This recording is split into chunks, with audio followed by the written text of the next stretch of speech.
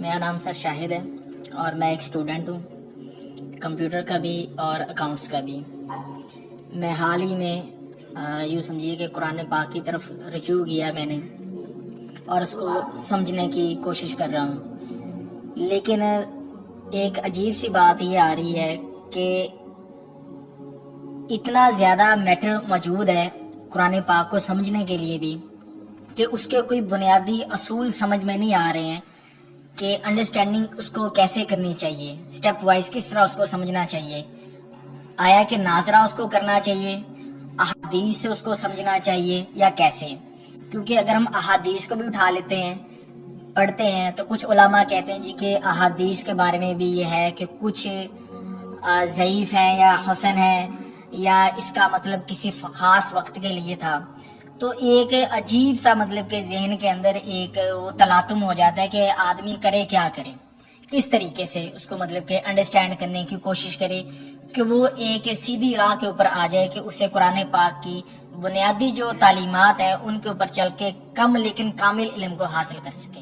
قرآن مجید کی طرف آپ کا رجوع ہوا ہے، توجہ ہوئی ہے، اس کو اللہ کا بہت بڑا فضل اپنے اوپر سمجھیے، اور جب اللہ کا فضل ہو تو پھر اس کا شکر بھی ادا کرنا چاہیے اللہ کے جناب میں۔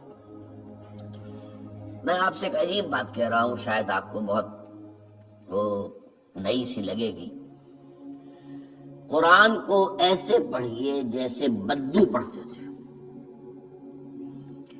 بدو نہ فلسفی تھے، نہ منطقی تھے، نہ سائنسدان تھے، نہ ابھی حدیثیں ان کے پاس تھی، نہ ابھی فقہ مرتب ہوئی تھی۔ وہ کیا تھا؟ عربی زبان، یہ ان کی اپنی تھی۔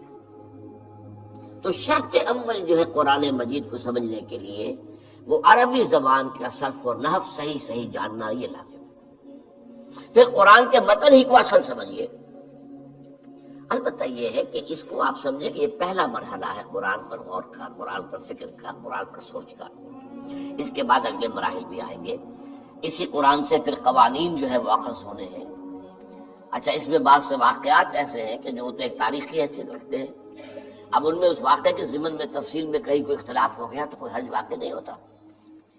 ابھی میں مثال دیا کرتا ہوں کہ میں چند جملے ابھی آپ کے سامنے یہاں ادا کروں اور پھر 10 منٹ کے بعد پوچھا جائے آپ سے تو ہر شخص جو ہے اس کو کہے گا، وہ جواب جو میرا دے گا وہ مختلف ہوگا اس کا، اس میں اس کی اپنی بات بھی شامل ہو جائے گی۔ اور سوچ میری بات سنتے ہوئے بھی جو اس کا سبجیکٹو مائنڈ ہے وہ اس کے اندر اس وقت حاضر ہوگا، وہ اسے اس کوئی نہ کوئی نتیجہ اس خود اپنی اس سبجیکٹو مائنڈ کے حوالے سے حاصل کرے گا، وہ بیان کرے گا۔ تو ان چیزوں میں احادیث میں اگر کوئی اختلاف بھی ہو جائے تو اس میں پریشان ہونے کی ضرورت نہیں ہے۔ ابھی ہمارے ہاں یہ جمعے کے اجتماعات میں حدیث جبرائیل جو ام السنہ کہلاتی ہے، جیسے سورہ فاتحہ ام القرآن ہے، ایسے حدیث جبرائیل ام السنہ ہے، سنت کی جڑ اور ماں۔ اب اس کی جو روایات آئی ہیں اس میں مختلف اختلاف ہے، الفاظ کا اختلاف ہے، ایسنس ایک ہے، مفہوم ایک ہے، الفاظ میں بڑا فرق ہے، تفاصیل کا فرق ہے۔ تو اس حوالے سے اس میں گھبرانے کی ضرورت نہیں ہے۔ پھر یہ کہ فقہی معاملات کے اندر اختلافات ہو گئے، وہ بھی نیچرل ہے۔ آپ کو معلوم ہے کہ ایک ہی مقدمہ ہوتا ہے، 8 جج بیٹھے ہوئے ہیں ایک بینچ پر، 5 کا فیصلہ ایک ہے، 3 کا ایک ہے، اور بھی تقسیم ہو سکتی ہے۔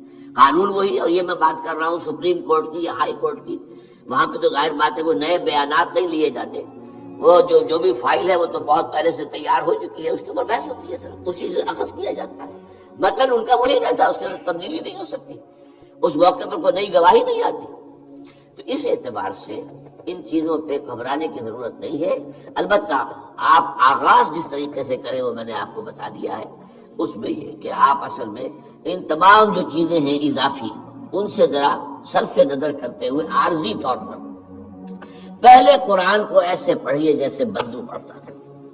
اور وہی بات تھی کہ بدو پھر جس طریقے سے موٹیویٹ ہوا ہے، بدو سے مراد میں صحابہ کو عام طور پر لفظ دے رہا ہوں، ان کی اس کے لیے وہ نہ سمجھیے کوئی توہین کی بات ہے، مطلب یہ کہ میں اس معنی میں کہہ رہا ہوں کہ وہ لوگ فلسفی نہیں تھے، کوئی پڑھے لکھے لوگ نہیں تھے، بلکہ امت کا نام یہ ہے، یہ جو ہے امیین، ان پڑھ لوگ، ان پڑھ، ان لیٹرڈ ون، حضور کی شان بھی یہی ہے، امی ہے۔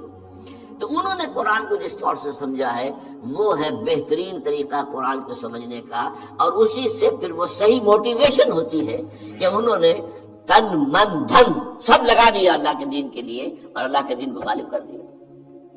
بحثوں میں پڑھ کر اور وہ جو باریکیوں میں پڑھ کر اور بال کی کھال اتار کر اور منطقی طور پر تجزیہ کر کے اور احادیث کے تقابل کے اس میں پڑھ کر علم کا تو اضافہ ہوگا، لیکن وہ انسپریشن اور موٹیویشن جو ہے وہ اس کے اندر نہیں رہے گی۔ دین کی بات پھیلانا صدقہ جاریہ ہے۔ ثواب کی نیت سے ویڈیو کو شیئر ضرور کیجیے۔ جزاک اللہ۔